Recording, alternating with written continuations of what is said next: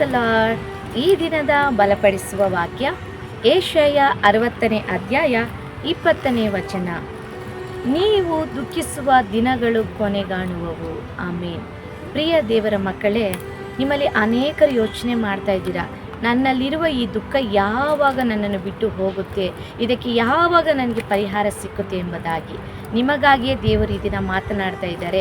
ನೀನು ಏನೇನು ವಿಷಯದಲ್ಲಿ ದುಃಖ ಪಡ್ತಾ ಇದೆಯೋ ಅದನ್ನೆಲ್ಲ ಇವತ್ತು ದೇವರು ತೆಗೆದು ಹಾಕಿ ಅವುಗಳು ಕೊನೆಗೊಳ್ಳುವಂತೆ ಕರ್ತನು ಮಾಡುತ್ತೇನೆ ಎಂಬುದಾಗಿ ನಿಮಗೊಂದು ವಾಗ್ದಾನ ಮಾಡ್ತಾ ಇದ್ದಾರೆ. ಹಲ್ಲೆಲೂಯಾ.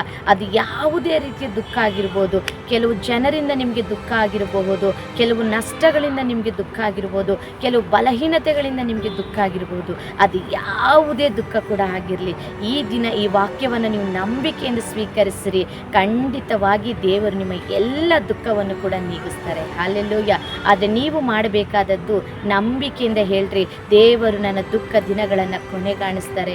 ಇನ್ನು ನಾನು ದುಃಖ ಪಡುವುದಿಲ್ಲ, ನನ್ನ ದುಃಖವೆಲ್ಲ ಕರ್ತನಾದ ಯೇಸು ಕ್ರಿಸ್ತನು ತೆಗೆದು ಹಾಕಿದ್ದಾರೆ ಎಂಬುದಾಗಿ. ಹಲ್ಲೆಲೂಯಾ. ಅದೇ ರೀತಿಯಾಗಿ 12 ವರ್ಷದಿಂದ ರಕ್ತ ಕುಸುಮ ರೋಗದಲ್ಲಿದ್ದ ಸ್ತ್ರೀಯು ಬಹಳ ದಿನಗಳಿಂದ ದುಃಖದಲ್ಲೇ ಕಳೀತಾ ಇದ್ದು, ನನ್ನಲ್ಲಿರುವ ಎಲ್ಲ ಹಣ ಖರ್ಚು ಮಾಡಿ ವೈದ್ಯರ ಬಳಿ ಹೋಗಿ ಎಲ್ಲವನ್ನು ನಾನು ನೋಡಿದ್ದೇನೆ, ಯಾವುದರಲ್ಲೂ ನನಗೊಂದು ಬಿಡುಗಡೆ ಆಗಿಲ್ಲ, ಈ ರೋಗದಲ್ಲಿ ಈ ದುಃಖದಲ್ಲಿ ನನಗೊಂದು ಬಿಡುಗಡೆ ಸಿಕ್ಕಿಲ್ಲ ಎಂಬುದಾಗಿ ಆಕೆ ಅನೇಕ ದಿನಗಳಿಂದ ಕಾಯ್ತಾ ಇದ್ದು. ಆದರೆ ಒಂದು ದಿನ ಬಂತು, ಅವಳಿಗೆ ಯಾರ ಮೂಲಕವಾಗಿಯೋ ಯೇಸು ಕ್ರಿಸ್ತನು ಈ ದಾರಿಯಲ್ಲಿ ಹೋಗುತ್ತಿದ್ದಾರೆ ಎಂಬುದಾಗಿ ತಿಳಿದ ಕೂಡಲೇ ಆಕೆ ತನ್ನ ಕಷ್ಟದ ಪರಿಸ್ಥಿತಿಯಲ್ಲಿ, ದುಃಖದ ಪರಿಸ್ಥಿತಿಯಲ್ಲಿ ಅವಳಿಂದ ಆದಷ್ಟು ಮಟ್ಟಿಗೆ ಹೇಗೋ ಯೇಸು ಇರುವ ಸ್ಥಳಕ್ಕೆ ಹೋಗಿ ಸೇರಿಕೊಂಡು ಆತನ ಬಳಿಯಲ್ಲಿ ಹೋಗಿ ಮಾತನಾಡಲು ಧೈರ್ಯವಿಲ್ಲದೆ ಆತನ ವಸ್ತ್ರದ ಅಂಚನ್ನು ತುದಿಯನ್ನು ಮುಟ್ಟಿದ ಕೂಡಲೇ ಆತನಲ್ಲಿದ್ದ ಶಕ್ತಿಯು ಆಕೆಯ ಶರೀರದೊಳಗೆ ಹೋಗಿ 12 ವರ್ಷದ ಆ ದುಃಖ ಯೇಸುವಿನ ನಾಮದಲ್ಲಿ ನೀಗಿ ಹೋಯಿತು. ಹಲ್ಲೆಲೂಯಾ.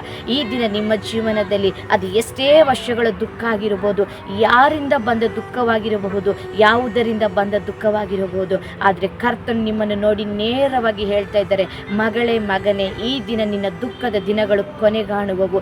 ನಾನು ನಿನ್ನ ದುಃಖವನ್ನು ನೀಗಿಸ್ತೇನೆ. ನೀನು ನನ್ನನ್ನು ನೋಡಿ ಒಂದೇ ಒಂದು ಕ್ಷಣ ಪ್ರಾರ್ಥನೆ ಮಾಡು, ನಾನು ನಿನ್ನ ಎಲ್ಲ ದುಃಖಕ್ಕೆ ಒಂದು ಕೊನೆಯನ್ನು ಕೊಡ್ತೀನಿ ಎಂಬುದಾಗಿ